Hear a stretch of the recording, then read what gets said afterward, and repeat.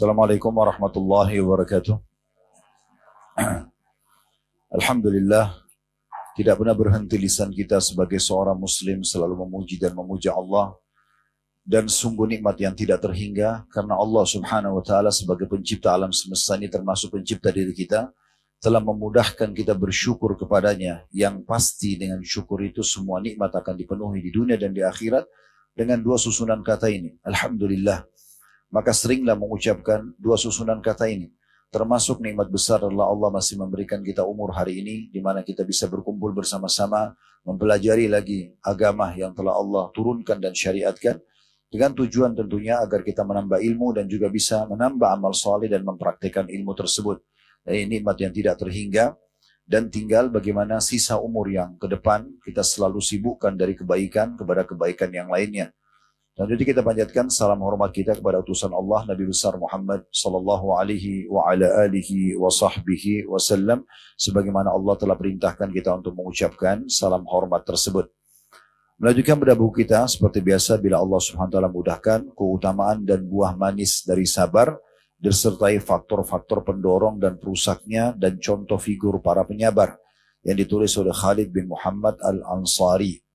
Kembali saya ingatkan, Bapak Ibu sekalian rahimani wa rahimakumullah, kita memiliki dua sayap kehidupan yang tidak boleh ditinggalkan salah satunya dan harus dimaksimalkan dua-duanya, yaitu bersyukur bila nikmat ada dan bersabar bila ujian juga menimpa. Dua hal ini tidak bisa dipisahkan karena dua hal ini pasti akan ada dalam hidup kita. Allah sudah membuat sistem berpasang-pasangan. Sebagaimana kita bisa merasakan rasa kenyang, kita juga bisa merasakan rasa sakit. Kenyang sebuah nikmat, sakit sebuah ujian. Sebagaimana kita melalui masa muda, kita juga melalui masa tua. Sebagaimana kita sehat, kita juga akan sakit. Begitu seterusnya. Maka memang kita membutuhkan dua sayap kehidupan ini. Siapa yang berpegang pada salah satunya saja, misalnya nikmat lagi ada, dia bersyukur. Tapi begitu ujian ada, dia tidak bersabar, maka hidupnya tidak akan stabil. Begitu juga kalau dia mungkin diberikan ujian, masih miskin, susah hidupnya, dia bersabar. Tapi begitu Allah bukain pintu rezeki, malah dia tidak bersyukur. Maka orang seperti ini tidak juga stabil hidupnya. Yang benar sesuai dengan sabda Nabi Muhammad SAW, ajaban di amri mu'min, sungguh mengagumkan perkaranya orang-orang beriman, wala yakunu dzalika illa li mu'min. Dan itu tidak dimiliki kecuali orang-orang beriman saja. In asabahu sarra syakar, kalau diberikan nikmat dia bersyukur, bersyukur tentunya, wa in asabahu dharra sabar, kalau diberikan ujian dia bersabar. Dan ini tentunya buku yang kita bahas kurang lebih ya, jumlah halamannya itu sekitar 80 lembar atau 79 lembar, dan kita sudah menyelesaikan sampai di halaman 58-nya. Semua ini berbicara tentang masalah sabar ya. Panjang lebar bicara tentang masalah sabar. Dan sabar ini sudah sering kami ulangi dari awal materi kita, bedah buku ini, adalah bukan berarti duduk manis dan tidak ada ikhtiar, tidak ada upaya untuk menemukan solusi dari permasalahan kita. Tapi sabar adalah definisinya menerima takdir Allah. Apa yang sedang Allah ujikan kita terima. Bangun tidur tiba-tiba flu atau meriang atau demam, maka tidak perlu kita berkeluh kesah karena ujian sedang datang. Yang benar adalah kita terima dulu takdir Allah itu. Allah lagi uji saya. Dan kita pertemukan dengan nikmat lawannya. Misalnya dulu kita sudah setahun tidak pernah sakit. 365 hari misalnya kita sehat. Sekarang Allah uji dengan sedikit demam, flu dalam satu pekan misalnya. Maka kita pertemukan dengan nikmat yang besar itu, maka kita bisa menerima dan kita bersabar. Terima dulu takdir Allah, kemudian ikhtiar mencari jalan keluar. Maksudnya kita coba berobat, konsultasi sama dokter, minum teh hangat atau yang sejenisnya supaya penyakit tersebut hilang dari kita. Maka ini namanya sabar. Jadi kita harus memahami definisinya supaya ini bisa menjadi kendaraan kita memahami ke depannya apa saja yang dibahas dalam buku kita. Kita sudah sebutkan tentang keutamaan sabar apa saja yang didapatkan panjang lebar dari Al-Quran, dari hadis Nabi SAW, perkataan para salafus saleh. Kita juga sudah menjelaskan tentunya kisah orang-orang saleh dalam bersabar, contoh-contoh figur bagaimana mereka melalui kehidupan mereka dalam ujian-ujian dengan bersabar, akhirnya meraih buah manis dari sabar itu. Ya. Dan dengan statement Umar bin Khattab radhiyallahu anhu, orang yang diuji sama Allah dua keadaan. Yang pertama beruntung, yang kedua rugi. Yang beruntung adalah dia bisa terima keputusan Allah itu. Dia sakit, dia diganggu orang, dia tahu ini Allah lagi mengujinya. Dia bisa menerimanya. Maka orang seperti ini akan dapat pahala, karena dia tidak memprotes keputusan Tuhannya Allah. Dia mudah melaluinya, karena dia tahu dia sedang diuji, dia lagi sakit atau sedang diganggu oleh orang misalnya, dan dia akan menemukan solusinya. Ini orang yang beruntung. Yang kedua orang yang tidak beruntung, orang yang salah. Dia begitu diuji sama Allah, dia tidak terima. Berkeluh kesah. Seakan-akan menyalahkan Allah yang sedang menguji dia. Siapapun di depan mata kita dan apapun penyebab dari ujian tersebut hanya sebab saja. Sebenarnya Allah yang menakdirkannya. Maka kalau dia tidak bisa menerima seperti dia memprotes keputusan Tuhannya, Allah SWT. Dia sulit melaluinya. Karena dia terus akan menggerutu. Sementara tetap aja dia harus lalui sampai proses itu selesai. Dan juga dia tidak akan menemukan jalan keluarnya. Maka kalau ujian sedang datang, tidak ada solusi kecuali bersabar. Itu yang terbaik. Kalau Bapak Ibu mau pilih jalan lain, silahkan. Tapi ini adalah pilihan dalam agama yang terbaik kalau sedang ada ujian. Kita sudah masuk ke lembaran ke-6 bahasan kita, dan kita sudah membahas 2 poin tentang masalah faktor-faktor yang bisa merusak sabar. Ini yang sedang kita bahas. Saya ingatkan kembali sikap gundah yang pertama. Gundah ini, Bapak Ibu sekalian, adalah keluh kesah. Saya ingatkan kembali, tidak ada manfaatnya berkeluh kesah tentang masalahan yang sudah terjadi, terutama bukan pada ahlinya. Kalau Anda sedang sakit, Anda menyampaikan permasalahan Anda, konsultasi pada dokter itu pada tempatnya. Tidak masalah. Itu pun konsultasi.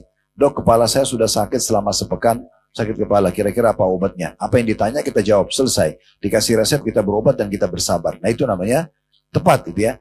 Tapi kalau semua orang kita ceritakan, tetangga semuanya tahu, semua kerabat tahu dan segala macam, seakan-akan kita mengeluh, kok saya sakit sih? Kemarin saya nggak apa-apa, kok saya sehat-sehat saja? Atau tadi malam saya tidur, kok kenapa sekarang tiba-tiba bisa flu ya?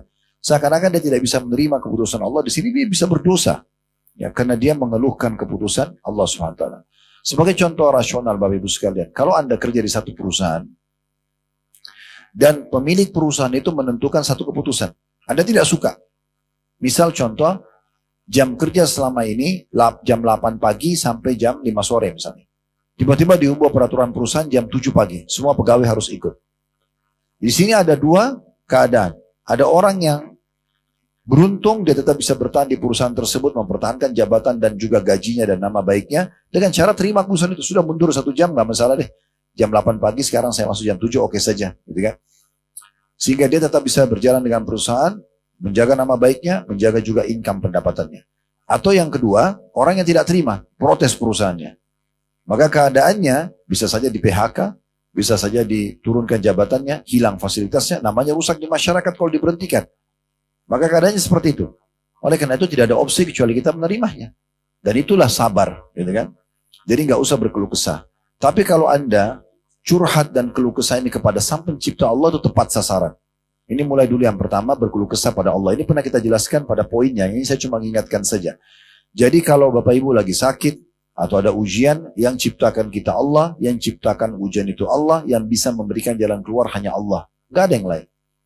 Kalau kita sakit, dokter cuma bisa konsultasi dan menulis resep, semoga lekas sembuh. Gak ada dokter menulis pasti sembuh. Mereka cuma ikhtiar. Berapa kali kita konsultasi dengan dokter atau minum obat, tidak sembuh-sembuh juga. Karena memang Allah Subhanahu wa Ta'ala menentukan itu. Nah ini poinnya. Jadi kita harus bisa mengeluhkan kepada Allah. Kalau sedang ada nikmat, yang ciptakan kita Allah, yang ciptakan nikmat itu Allah, yang bisa pertahankan hanya Allah. Atau kita konsultasi, melengkapkan itu, terima takdir Allah, dan kita lengkapkan dengan para ahlinya. Tadi saya bilang kalau sakit pada dokter, ada masalah hukum-hukum agama yang Anda tidak paham, datang kepada ustadz atau kiai, menanyakan hukumnya. Maka itu tepat sasaran. Dan selain daripada ahlinya, tidak usah Anda bicara. Selain ahlinya, tidak usah Anda berbicara. Gitu ya. Karena tidak ada manfaatnya. Anda seakan-akan sedang mengeluhkan Sang Pencipta Allah justru kepada manusia. Ini tidak tepat, ya, tidak tepat. Baik, itu yang masalah gundah yang pertama sudah kita bahas. Kemudian yang kedua, emosional, marah. Suka marah dengan kejadian yang sedang terjadi. Bapak Ibu marah dengan takdir yang sudah ada atau tidak marah, tidak ada manfaatnya. Anda bangun tidur sudah sakit, terus kalau marah sembuh. Enggak. Kita dicaci maki oleh orang, kita marah. Apakah akan memperbaiki keadaan? Tidak. Kan gitu. Justru kedewasaan dan kebijaksanaan seseorang di saat kita sedang diserang oleh orang atau terjadi sesuatu yang kita tidak sukai, maka kita anggap itu sebagai sebuah ujian. Gak usah habisin energi membalas itu. Jangan balas keburukan dengan keburukan, hanya akan menguras energi kita. Hanya akan membalik keadaan, bisa saja kita benar jadi salah. Sekarang kita jengkel nih sama orang yang gosipin kita misalnya. Di saat kita jengkel, lalu kita mulai menggosipin dia juga, ini bisa saja dosanya sama-sama berimbang atau malah kita lebih besar dosanya. Karena bisa saja mungkin dia mencaci maki atau menggibah kita dengan satu cerita, kita membalasnya dengan 10 cerita misalnya. Kita lebih berat, gitu kan? Ujian sedang datang, maka terima sebagai keputusan Allah. Kalau apa yang mereka ceritakan itu benar, kita jadikan bahan introspeksi diri. Udah saya istighfar kepada Allah SWT, berarti itu teguran Allah melalui lisan dia. Udah istighfar kepada Allah, perbaiki keadaan. Nanti baik sendiri tuh. Gak usah habisin energi untuk mengurus itu. Tampil di media, bicara sana sini, berusaha memperbaiki keadaan. Tidak usah, karena Anda sudah salah. Kan itu. Sudah diam saja, berbanyak istighfar kepada Allah, bertobat kepada Allah, nanti Allah akan perbaiki keadaan. Kalau yang Anda digosip itu tidak benar, maka yakinlah firman Allah Subhanahu wa taala, "Innallaha yudafi'u 'anil ladzina amanu." Allah pasti akan selalu membela orang-orang beriman.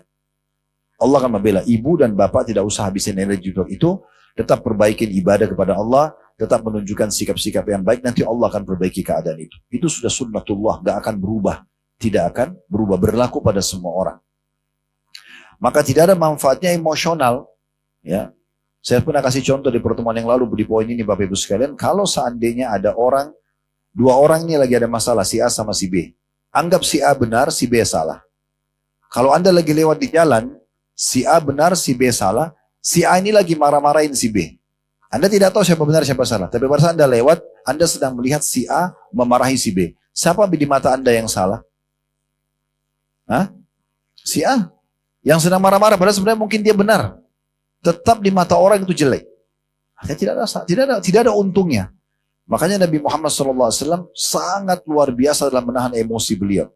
Satu waktu pernah ada satu orang pendeta Yahudi masuk Islam, Bapak Ibu sekalian, justru karena kesabaran Nabi Muhammad SAW.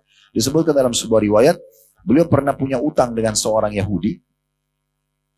Dan belum jatuh tempo, Yahudi ini sudah datang ke masjid Nabi. Nabi lagi duduk di masjid, kayak kita masjid ini lagi duduk, lagi ngajar. Tiba-tiba, dan Nabi pakai imamah di kepala beliau SAW. Ada potongan imamah kain itu yang melintas di pundak beliau. Yahudi ini datang, berdiri, gak pakai banyak ngomong, langsung ditarik potongan kain itu mencekik leher Nabi. Ini yang dicekik ini, Nabi, Raja. Di depan pengikutnya, coba bayangkan. Artinya kalau tiba-tiba ada orang masuk masjid, tiba-tiba teriak-teriak marahin saya, mungkin Bapak Ibu, walaupun mungkin saya salah, tetap Bapak Ibu akan marah sama dia. Kan aneh gitu. Ini bagaimana dengan Nabi Muhammad SAW? Tidak salah, tidak apa ini. Maka sempat Umar bin Khattab lagi ada duduk marah. Mengatakan, ya Rasulullah, izinkan saya tebas lehernya Yahudi. Nggak masuk akal, gak ada adabnya, cekik Nabi gitu kan. Tapi Nabi dengan tenang memberikan isyarat pada Umar, tenang dulu. Jangan emosional. Nabi dalam kondisi tercekik, ngomong sama orang ini dengan sangat tenang. Apa kata Nabi? Ada apa wahai Yahudi? Yahudi ini sambil cekik leher Nabi bilang, bayar utang wahai Muhammad. Kata Nabi SAW, kan belum jatuh tempo. Akadnya ada. Gitu kan? Lalu orang itu mengatakan, tidak, saya mau kamu bayar sekarang. Dan saya tahu orang Quraisy suka nunda-nunda membayar utang. Memancing emosi. Tapi Nabi SAW dengan sangat tenang mengatakan pada Umar, hai Umar, pergilah ke Baitul Mal, bayarkan utang saya. Umar pergi, orang Yahudi ini ikut.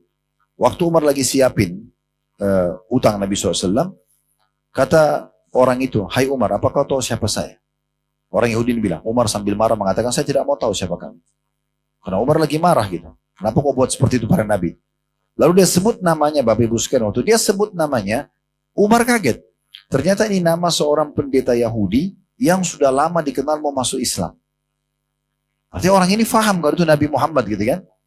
Sallallahu alaihi wasallam. Maka Umar bilang, apa kau benar dia? Dia bilang, iya. Lalu kenapa aku lakukan itu pada Nabi? Dia bilang, hai Umar, apa kau kira saya ini orang gila? Saya datang ke masjid kalian.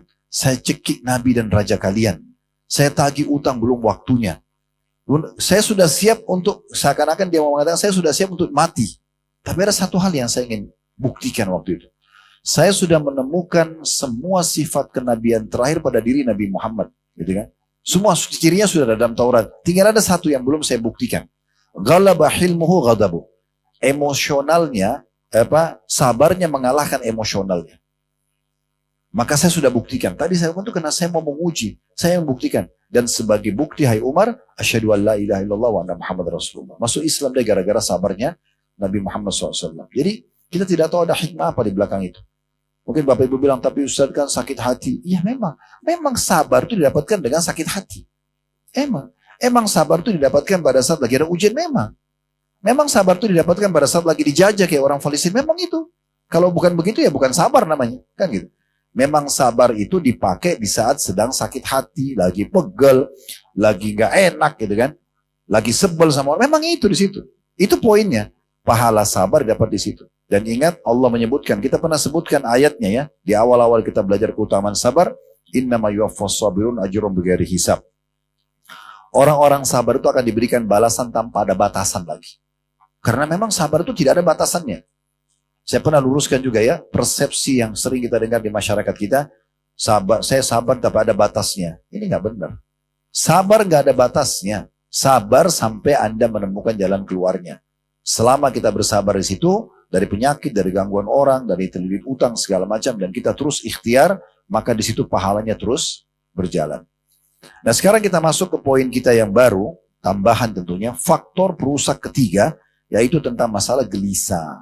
Ya, gelisah.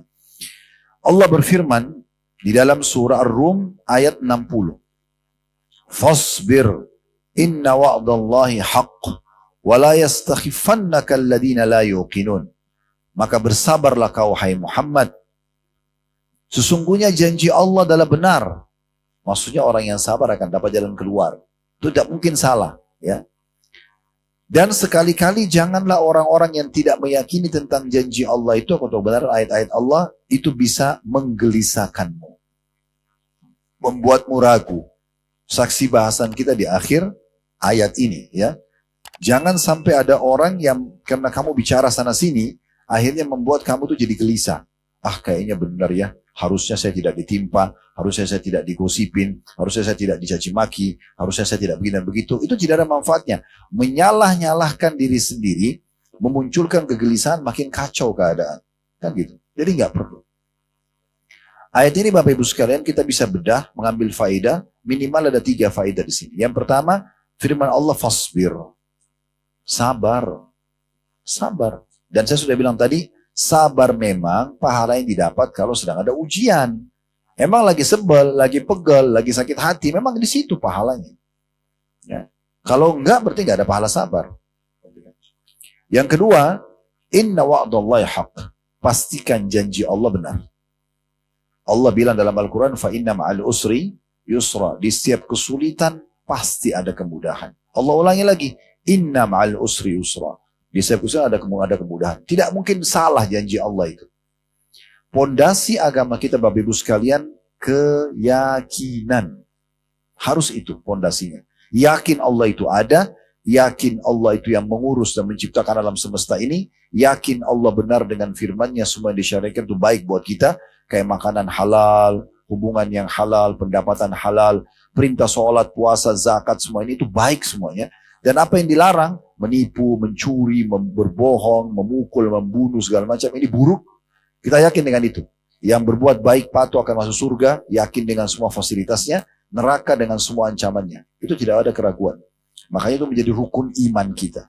Iman kepada kejadian-kejadian termasuk rukun iman yang keenam, takdir Allah, baik ataupun buruk, kita suka atau tidak suka. Maka kita harus jadikan itu sebagai sebuah pelajaran penting. Janji Allah benar. Ya.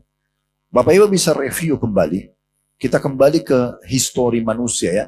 Tapi kita paling dekat kepada sejarah Nabi Muhammad SAW. Lihat bagaimana kehidupan Nabi Muhammad SAW. Dalam hidup beliau banyak ujian. Banyak ujian. Di Mekah itu, beliau sangat dikenal sebagai tokoh masyarakat. Beliau dikenal sebagai tokoh masyarakat. Nabi Muhammad SAW sebelum dinubuatkan diri Nabi, Bapak Ibu sekalian, adalah tokoh masyarakat. Orang kayahnya Mekah, orang terhormatnya Mekah, ya. Sampai waktu pertama terima wahyu, Iqra bismi rabbikal ladzi khalaq, ya, di Gua Hira di Jabal Nur. Itu beliau sempat bingung dengan keadaan, ada apa sebenarnya ini? Dia belum pernah lihat malaikat sebelumnya, tidak tahu apa yang diwahyukan ini, Dia cerita sama istrinya Khadijah. Khadijah mengatakan, ada sepupu saya, namanya Waraka bin Nawfal, waktu itu pendeta Nasrani. Dia sangat tahu tentang hal-hal seperti ini. Coba kita pergi ke sana. Pergilah ke sana, Nabi Muhammad SAW ceritakan semua kejadiannya. Di malam hari datang satu sosok makhluk, saya tidak tahu siapa, bercahaya, lalu mengatakan kepada saya, bacalah hai Muhammad. Saya katakan saya tidak bisa membaca. Lalu dia memelukku dengan keras sampai seakan-akan ruhku akan keluar. Lalu dia bilang lagi, bacalah. Saya bilang saya tidak bisa membaca sampai 3 kali. Barulah dia memfirmankan 5 ayat dalam surah Al-Alaq. Iqra bismi rabbikal ladzi khalaq, khalaqal insana min 'alaq, iqra wa rabbukal akram alladzi 'allama bil qalam, 'allamal insana ma lam ya'lam. Lalu kemudian hilang. Nabi Muhammad SAW mengatakan, saya turun dari Jabal Nur, begitu tiba di padang pasir, di kaki gunung, tiba-tiba ada suara dari langit mengatakan, hai Muhammad. Lalu saya angkat kepala saya di langit, di sana dipenuhi badannya oleh makhluk itu. Penuh. Timur, barat, utara, selatan penuh dengan badan Jibril. Dan dia mengatakan, hai Muhammad, saya adalah Jibril, engkau adalah Rasulullah. Sampai 2 atau 3 kali, kemudian hilang. Maka Nabi Muhammad SAW ketakutan pada saat itu. Lalu menceritakan pada Waraka bin Nawfal. Apa kata Waraka bin Nawfal? Hai Muhammad, sungguh telah datang kepadamu Namusul Akbar. Maksudnya makhluk bersayap yang telah datang kepada Musa. Yang telah datang kepada Musa. Maksudnya Jibril AS. Ya. Lalu apa kata Waraka bin Nawfal? Nanti, kalau orang-orang di negeri ini, maksudnya di kota Mekah, mengusirmu, maka aku akan menjadi pendukungmu. Maka Nabi SAW heran. Apakah mereka akan mengusirku? Kenapa? Karena Nabi waktu itu tokoh masyarakat. Orang yang sangat dipercaya di Mekah. Kok bisa diusir gitu kan? Kata Waraka bin Nawfal, tidak ada seseorang yang diutus seperti kamu, kecuali pasti akan diusir oleh kaumnya. Gitu kan? Jadi di sini kedudukan Nabi SAW adalah orang yang jelas-jelas punya kedudukan di Mekah. Tapi tetap juga dimusuhi. Ya. Sampai waktu beliau menyampaikan tentang firman Allah Subhanahu wa taala, beliau sempat bilang di atas bukit Abi Kubais. Bukit yang disampaikan informasi tentang, atau kalau orang Mekah mau menyampaikan sebuah informasi, di atas bukit itu. Maka Nabi Muhammad SAW mengatakan, hai Quraisy, maka mereka kumpul semua. Sebagai informasi Bapak Ibu sekalian, bukit Abi Kubais tidak boleh waktu itu sembarangan orang naik ke atas. Harus orang yang dipercaya dan dia akan menyampaikan informasi yang benar. Karena waktu itu tidak ada media kayak kita sekarang bisa diinformasikan melalui berita. Tidak ada orang naik ke atas gunung itu bicara, ya. Dan orang-orang lain pada dengar. Maka waktu mereka lihat Nabi Muhammad SAW, mereka tahu ini julukannya di Mekah As-Sadiqul Amin, orang yang sangat terpercaya dan jujur. Maka mereka semua kumpul. Lalu kata Nabi SAW, hai Quraisy, kalau seandainya saya informasikan pada kalian, di belakang gunung ini, gunung yang besar di Mekah, ya, dekat pintu gerbang Mekah, ada pasukan yang akan menyerang Mekah. Kalian percaya nggak? Kata mereka, tentu saja. Karena kami belum pernah menemukan kau bohong sekalipun. Ini pengakuan penduduk Mekah. Ya. Maka kata Nabi SAW, ketahuilah aku adalah utusan Allah. Di antara kedua tanganku adalah siksa yang Allah siapkan kalau tidak mau beriman. Maka yang terjadi, paman beliau, Abu Lahab, yang paling pertama mengatakan, tabban laki ya Muhammad. Alihada jama'atana. Semoga kecelakaan buat wahai Muhammad. Apakah karena ini kau kumpulkan kami? Lalu dia suruh bubar orang semua. Semenjak itu Nabi SAW dibenci, diperangi. Padahal beliau dalam keadaan benar. Ya. Tetapi karena beliau tahu janji Allah benar, beliau tetap berdakwakan itu. 13 tahun di Mekah berdakwah, semua dengan hinaan, cacian, dikatakan penyihir, penyamun, pendusta. Bahkan sempat Abu Jahal, pimpinan orang Quraisy, waktu lihat Nabi SAW lagi sujud di depan Ka'bah, dia lalu berkata begini, sama teman-temannya, siapa di antara kalian yang mau mengambil kotoran unta Bani Fulan? Jadi ada satu suku di Mekah kebetulan baru habis sembeli unta, dikeluarkan isi perutnya, kotorannya ditaruh di pinggir jalan. Siapa yang mau ambil itu? Lalu tuangkan ke kepala Muhammad pada saat dia sedang sujud. Maka ada satu orang berdiri mengatakan saya, tapi dalam kisahnya tidak disebutkan siapa orang itu. Dia pergi ambil kotoran itu, dia tunggu Nabi SAW sujud, lalu dituang kotoran itu di atas kepala beliau. Dalam keadaan sujud, dituang kotoran unta. Ini buruk sekali gitu ya. Lalu mereka tertawa terbahak-bahak. Mereka tertawa terbahak-bahak. Sampai dikatakan dalam riwayat ini mereka tertawa miring satu sama yang lain gitu. Lalu Nabi SAW tidak mengangkat kepalanya sampai Fatimah datang radhiyallahu anha, anak beliau, membersihkan kotoran tersebut sambil menangis. Lalu setelah selesai sholatnya, Nabi SAW lalu menghadap kepada orang-orang Quraisy sambil menyebutkan nama-nama mereka satu persatu. Ya Allah, hukumlah si fulan, si fulan, si fulan, si fulan. Dan kata sahabat yang mereka hadis ini, semua yang Nabi sebutkan namanya itu saya lihat menjadi jenazah terbunuh di perang Badr. Ya. Tapi Nabi SAW di sini bersabar. Walaupun beliau disiksa seperti itu. Ya. Beliau bersabar. Dan beliau mengatakan, ya Allah, kalau seandainya engkau tidak murka padaku, aku tidak peduli. Selesai bersabar 13 tahun di Mekah batu sekarang semua dengan hinaan cacian, puncaknya diusir dari kampung halamannya. Betapa pedihnya kita kalau diusir dari kampung halaman. Beliau pindah ke Madinah, 10 tahun itu masa kejayaan. Sekarang panennya, sekarang yusurnya. Tadi usur. Fa inna ma'al usri yusra. Di Mekah usur, kesulitan. Di Madinah yusurnya, kemudahannya. Maka Allah berikan Nabi kerajaan. Nabi berikan Allah berikan pendukung, gitu kan? Nah, Allah berikan pasukan, perekonomian dan segala macam. Akhirnya Nabi SAW berhasil kembali ke Mekah dan menaklukkan, dan seluruh jazirah Arab takluk di bawah kekuasaan Nabi hanya dalam waktu 10 tahun saja. Ya, 13 tahun beliau diuji, tapi 10 tahun Allah balas semuanya dengan kenikmatan. Dan akhirnya namanya harum di muka bumi. Nabi SAW jadi raja, kemudian punya kekayaan, punya pasukan, punya negara dan segala macam.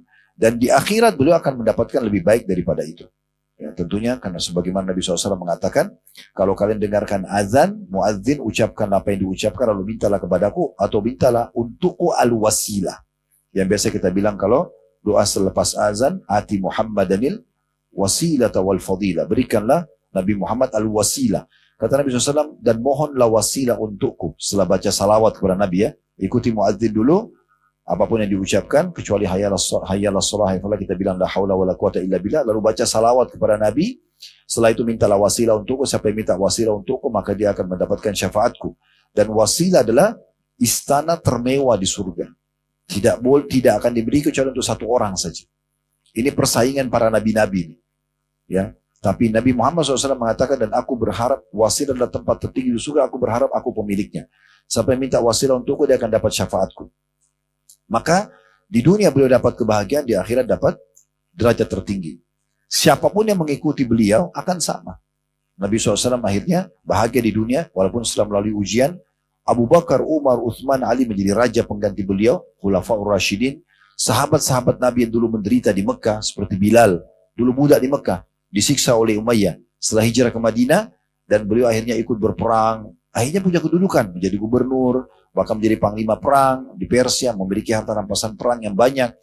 Hampir semua sahabat Nabi di akhir hidup mereka dibukakan pintu-pintu rezeki oleh Allah Subhanahu wa taala.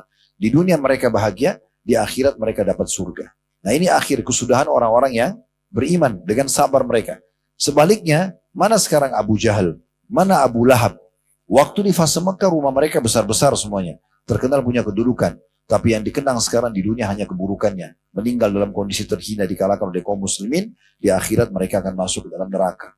Jadi tinggal yang mana kita mau ikuti. Janji Allah pasti benar.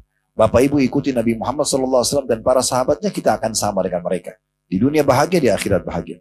Ikutin orang yang lain, Abu Jahal, Abu Lahab, dan seterusnya. Sebelumnya ada Fir'aun dan pengikut-pengikutnya, maka akan kesudahannya sama. Tidak akan pernah berubah sistem yang Allah buat tadi. Ini janji Allah benar. Ini pelajaran kedua. Pelajaran ketiga, kita dilarang untuk kumpul dengan orang-orang atau banyak bercerita dengan orang yang tidak paham agama. Sehingga mereka nanti mengubah keyakinan kita. Kalau Bapak Ibu setiap ada masalah cerita sama semua orang, lalu dia akhirnya ngomong. Misalnya Bapak Ibu ada masalah, maaf Ibu punya masalah sama suaminya, atau Bapak punya masalah sama istrinya misalnya. Lalu cerita sama semua orang yang bukan ahlinya. Dia bukan seorang yang paham hukum apa, kita cuma cerita sama tetangga, sama teman-teman. Lalu mulailah dia masuk ke sebuah poin yang sebenarnya kita tidak terfikir sebelumnya. Oh mungkin karena kamu terlalu lembut dengan suamimu. Oh mungkin kamu karena terlalu begini dan begini sama istrimu misalnya. Akhirnya kita mulai melakukan perbuatan yang sebenarnya tidak ada dalam syariat Allah Subhanahu wa taala. Dan akhirnya menjadi kacau semuanya. Ini pelajaran yang ketiga. Allah bilang jangan ikutin orang-orang yang tidak yakin dengan ayat-ayat Allah. Hingga kalian tidak bisa bersabar, tidak bisa melaluinya. Nah ini dilarang. Kan gitu. Jadi sabar Bapak Ibu sekalian. Kontrol lisan kita. Jangan ngomong sama semua orang. Gitu ya. Ngomong hanya pada ahlinya. Dan yang paling tepat, sujud, berwudu, ya di sejadah, minta kepada Sang Pencipta Allah. Ya, Allah Subhanahu wa taala yang akan memenuhi semua hajat-hajat hambanya, gitu kan? Dan kata Nabi SAW tentang masalah doa dan minta kepada Allah, mintalah kepada Allah segala sesuatunya sampai tali sendal kalian. Di masa dulu, orang itu kalau pakai sendal, Bapak Ibu sekalian, di masa Nabi SAW itu, kulit yang keras ditaruh di bagian bawah, sisanya diikat dengan tali sampai ke betis, ya. Itu disilakan dengan tali. Ini murah sekali harganya. Maka kata Nabi SAW, minta apapun dari Tuhan kalian termasuk tali sendal kalian. Minta semuanya. Artinya hal-hal yang besar sampai yang kecil semua minta kepada Allah Subhanahu wa ta'ala. Banyak orang di antara kita, Bapak Ibu sekalian, hanya mau yakin kalau misalnya dia sudah masalah besar, baru berdoa sama Allah seakan-akan itu baru Allah kasih. Padahal sebenarnya masalah kecil pun kita dianjurkan untuk mohon dan bergantung kepada Allah Subhanahu wa ta'ala. Sebenarnya doa, zikir, itu adalah manja kepada Allah. Kenapa kita nggak mau dimanja? Allah Subhanahu wa ta'ala berikan kita perangkat ini. Minta.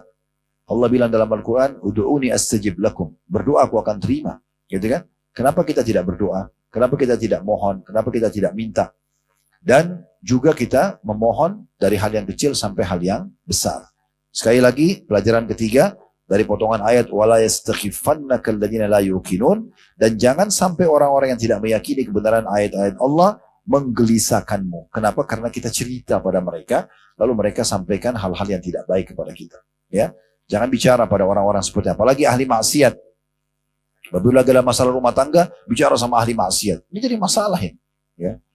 Mereka akan ajak kita ke pelampiasan dosa, malah ke diskotik, malah ke karaoke, malah berbuat dosa, malah selingkuh, malah ini dan itu segala macam. Ajarannya tidak masuk akal, malah menjauhkan dari Allah Subhanahu wa ta'ala. Padahal kalau ujian sedang datang, kita harus lebih dekat kepada Allah, gitu kan?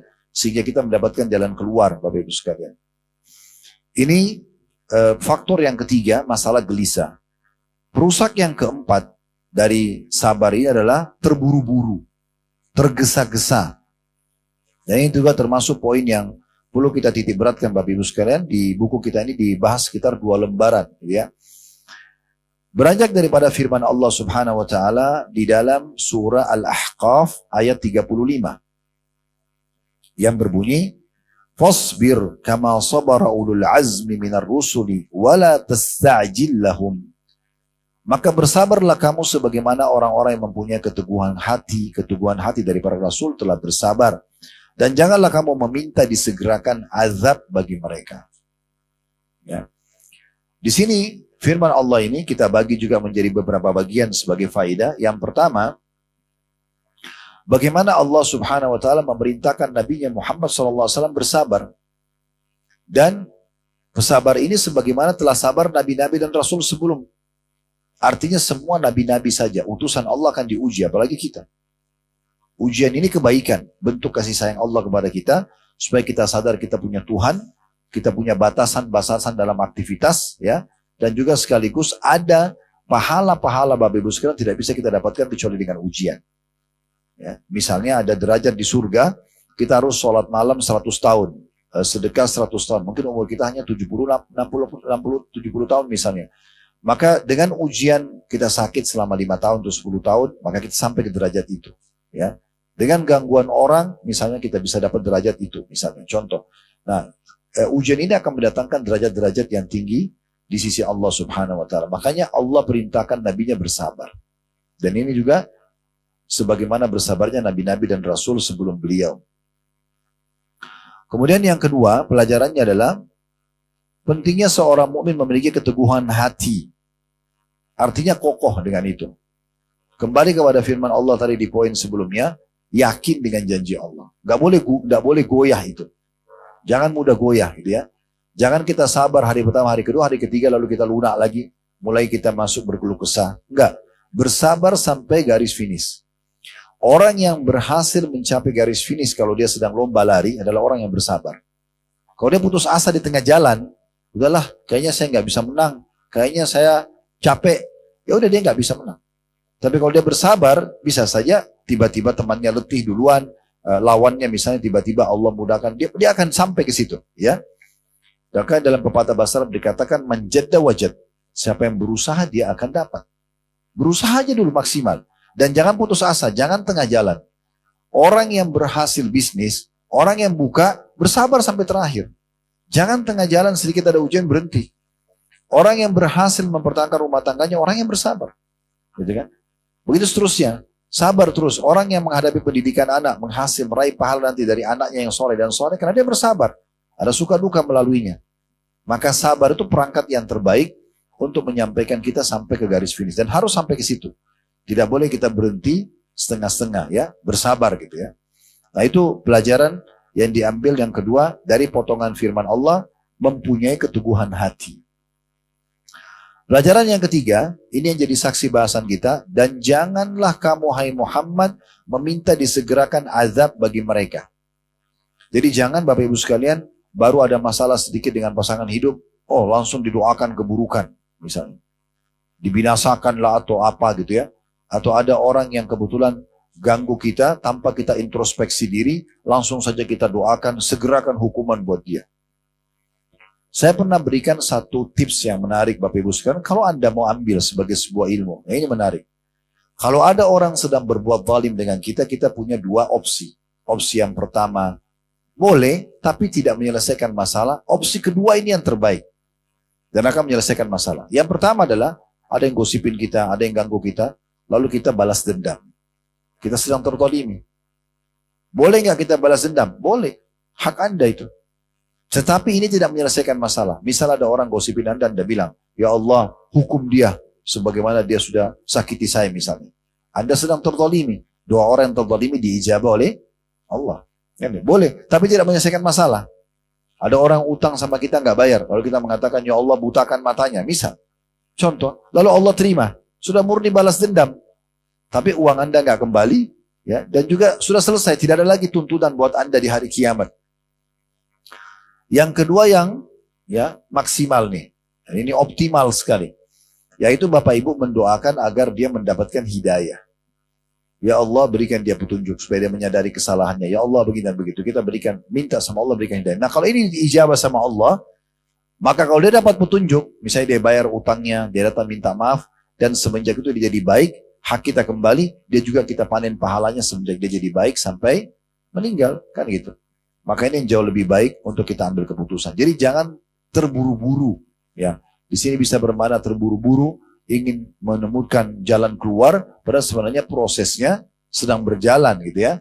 Bersabar. Kalau bahasa saya lebih tepatnya nikmati prosesnya. Nikmati prosesnya gitu ya. Karena orang yang sakit misalnya tadi bangun tidur flu, dia keluh kesah, gak akan menyebutkan jalan keluar. Tetap nanti dia sembuh di hari yang sudah Allah tentukan. Selesai gitu kan. Tapi kalau dia nikmatin prosesnya, udah dia enjoy saja, sudahlah. Nanti juga akan sembuh. Ya, sambil ikhtiar, maka itu akan lebih tenang melaluinya. Di sini kata penulis setelah menjelaskan atau membahas atau mengangkat ayat Al-Ahqaf ayat 35, di paragraf selanjutnya beliau mengatakan, maka meminta disegerakan untuk mendapatkan hasil dan langkah-langkah, serta meminta disegerakan azab agar menimpa orang-orang kafir, semua itu merusak sikap sabar. Ya, karena mungkin sabar kita tinggal seminggu lagi. Tapi kita tidak mau bersabar, kita mau tergesa-gesa sekarang diselesaikan sama Allah, ya udah, akhirnya kita tidak meraih pahala maksimal yang kita dapatkan dari kesabaran tersebut.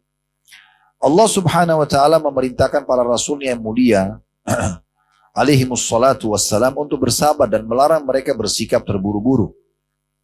Inilah sebabnya diriwayatkan di dalam Sahih Bukhari dan Sahih Muslim dari hadis Khabbab ibn Al-Arad radhiyallahu anhu.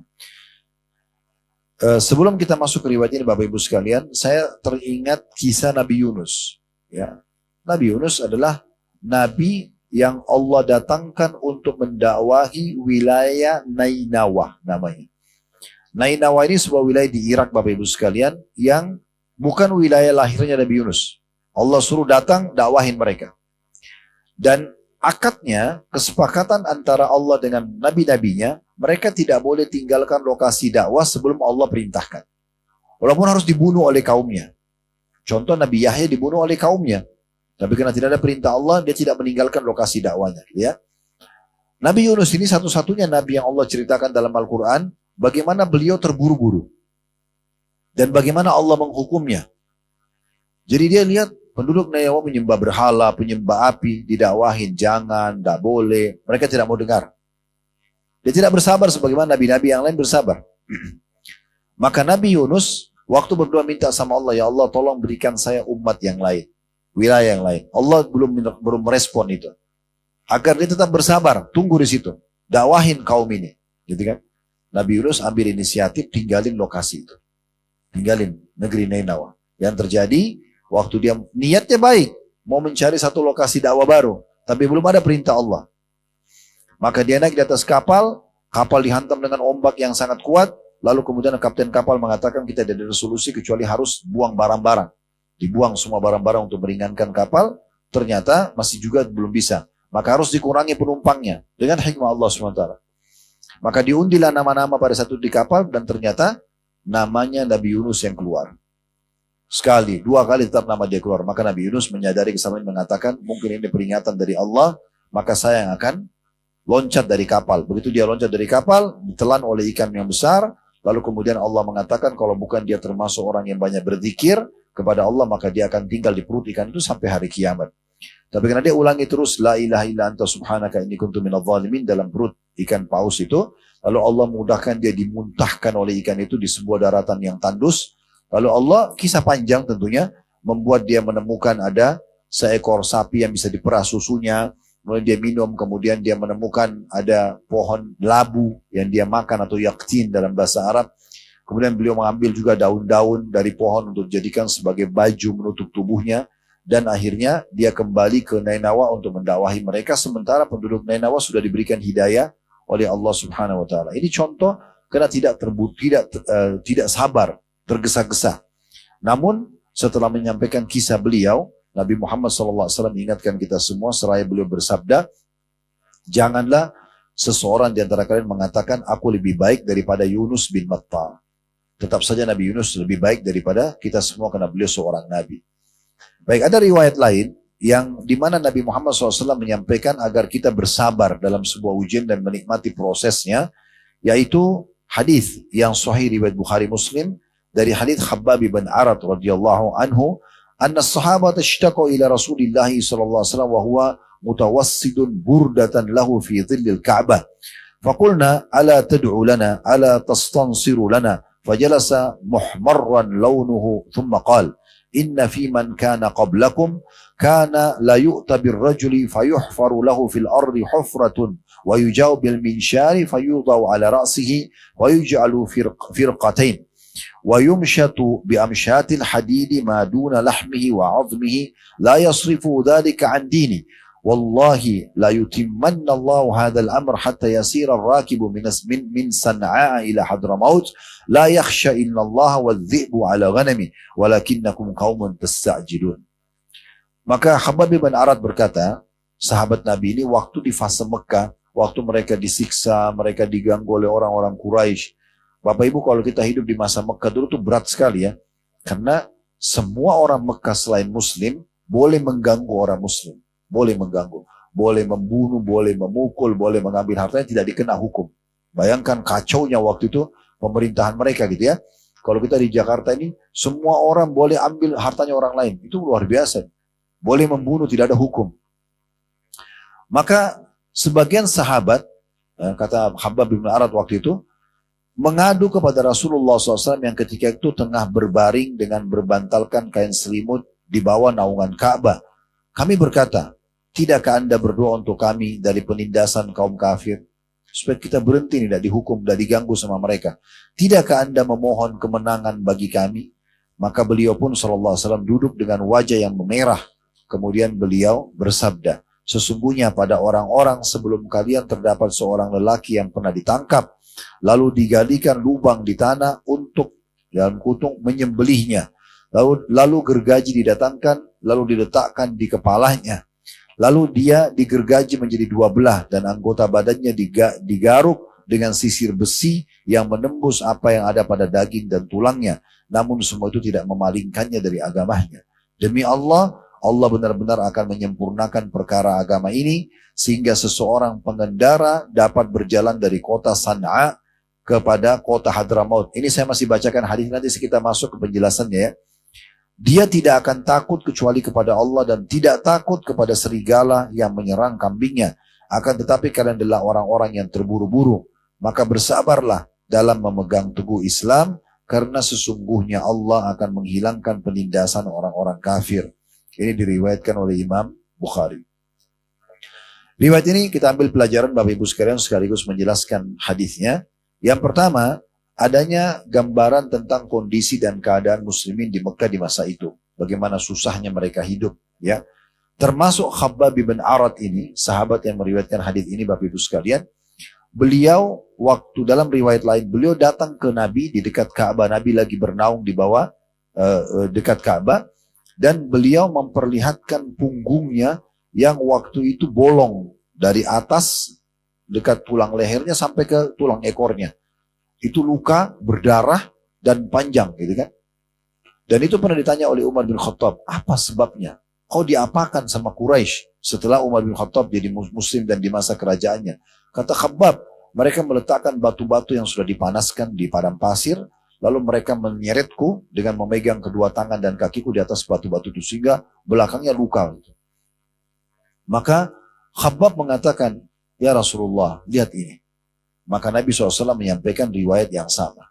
Ya, yaitu, sungguh ada orang-orang sebelum kalian, selain umat ini, yang orang-orang beriman diuji oleh Allah SWT. Sampai-sampai mereka didatangkan, ditanam ke dalam tanah, lalu dipotong kepalanya dengan gergaji, ya, juga disisir dengan sisir besi, dagingnya keluar dari tulangnya, tapi mereka tidak meninggalkan agama ini.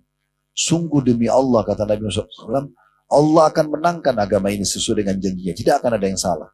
Ya, tapi sayangnya kalian sampai ada orang yang jalan nanti dari Sana'a. Sana'a ini ibu kota Yaman. Ke Hadramaut. Ada satu kota lain di Hadramaut. Kurang lebih jaraknya sekitar 600 km. Ya.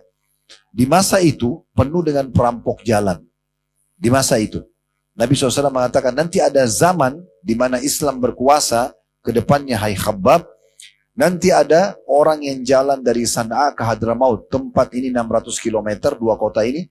Itu banyak perampok jalan. Itu tidak ada lagi yang dia takutkan apa-apa. Aman. Karena Islam sudah menyebar. Dan hari ini begitu. Orang kalau dari Sana'a ke Hadramaut jalan biasa saja. Tidak ada gangguan. Dan bahkan saking amannya.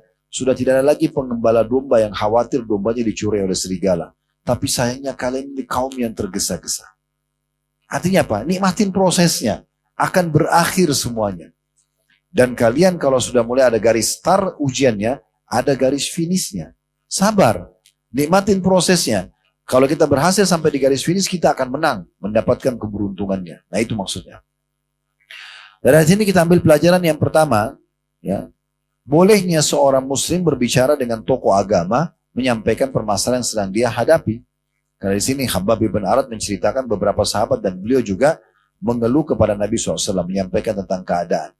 Pelajaran yang kedua, pentingnya seorang pemimpin menyabarkan ya para pengikutnya yang orang-orang beriman. Sabar, sabar. Teman-teman kita di Palestina sekarang, apa yang kita bisa bahasakan ke mereka? Sabar. Ya, ujian lagi datang, gitu kan? Cuplikan terakhir semalam saya dikirimkan oleh teman-teman dari sana, itu ada hampir mereka rata-rata sama ditanya, bagaimana keadaan? Dia bilang keadaan susah sekali. Tapi alhamdulillah, ya sudah ujian Allah begini kita bersabar. Ini luar biasa gitu. Karena memang orang kalau lagi dalam keadaan kayak, bayangkan kita teman-teman ini berada di Palestina kayak keadaan mereka. Apa pilihannya? Marah-marah atau sabar? Sabar. Nggak, marah-marah tidak mendatangkan apa-apa. Tetap dibombardir. Tetap terjadi pembantian. Tetap kekurangan makanan. Ujian lagi datang. Solusi terbaik sabar. Yang sabar beruntung akan dapat pahala. Secara kasat mata, memang mereka menderita. Tapi secara pandangan agama berbeda. Mereka sedang dibukakan peluang masuk surga tanpa hisab. Memang mati syahid harus dibunuh. Memang harus dibunuh. Untuk mati syahid masuk surga tanpa hisab harus dibunuh. Ya memang kepalanya putus. Memang badannya kena bom. Memang begitu. Kalau mau mati syahid ya itu. Ya. Sehingga bisa memberikan syafaat 70 keluarga. Bisa tanpa lagi ditanya oleh muka nakir di kuburan. Tidak ada fitnah kubur. Ya, tidak lagi timbangan amal. Dosa-dosa semua diampuni. Kecuali utangnya. Semua ini akan didapatkan. Kalau memang dia bersabar gitu ya. Nah seperti itulah. Ini pelajaran juga yang bisa diambil. Ya, bahwa seorang pemimpin menyabarkan. Ya, bawahannya. Ataupun orang yang dipimpin. Dan menjelaskan tentang janji Allah itu benar. Pelajaran yang ketiga. Pentingnya seseorang mendatangkan kisah-kisah orang soleh sebelum kita. Mulai dari kisah para nabi-nabi. Alhamdulillah kalau Bapak Ibu mengikuti channel kami itu tidak asing. Di Khalid Basalamah Official, kalau Bapak Ibu klik logonya, nanti cari playlist, di situ ada, kami sudah jelaskan kisah-kisah para sahabat. Lebih dari 50 orang sahabat sudah kita bedah sekarang. Nabi-Nabi Alhamdulillah sudah selesai sampai ke Nabi Idris. Nanti kita akan masuk ke Nabi Nuh insya Allah ke depannya. Ini semua Bapak Ibu dengarin aja. Dengar, oh ternyata orang dulu seperti itu ya. Karena mereka juga manusia seperti kita. Oh ternyata juga ujiannya. Oh ada juga nikmatnya. Nah bagaimana mereka melalui ujian. Bagaimana mereka melalui nikmat. Maka semua itu jadi pelajaran buat kita. Belajar dari orang-orang sebelum kita. Ini juga penting. Pelajaran yang keempat yang bisa diambil, benarnya janji Allah Subhanahu wa taala dan apa yang Allah janjikan agama ini akan dimenangkan, itu tidak akan diragukan lagi. Tinggal bagaimana umat Islam introspeksi diri tentang kejadian-kejadian yang ada, dan begitu juga dengan janji di akhirat nanti sana. Yang terakhir, Nabi SAW menjamin, pelajaran yang keenam, Nabi SAW menjamin bahwasanya nanti akan tersebar keamanan di saat umat Islam yang berkuasa di muka bumi.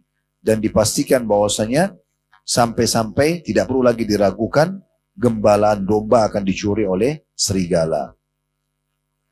Di sini sebagai penutup di poin ini Bapak Ibu sekalian adalah syair yang diangkat oleh penulis, isbir wa kun billahi mu'tasiman la ta'jalanna fa innal ajza fil ajal. Bersabarlah dalam setiap hal dan jadilah kamu orang yang berpegang teguh pada Allah. Yakin dengan janji Allah. Dan jangan pernah terburu-buru atau tergesa-gesa. Karena sungguhnya kelemahan itu terdapat pada sikap tergesa-gesa.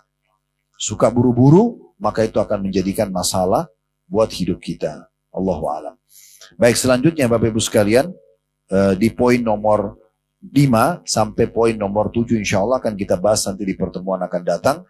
Masalah putus asa, takut ketika berhadapan dengan musuh, dan juga melakukan seruan-seruan jahiliyah. Allahu a'lam. Baik, kalau benar dari Allah silakan diambil dan diamalkan. Kalau ada salah dari saya mohon dimaafkan. Subhanakallahumma bihamdika asyhadu an la ilaha illa anta astaghfiruka wa atubu ilaik. Wassalamualaikum warahmatullahi wabarakatuh.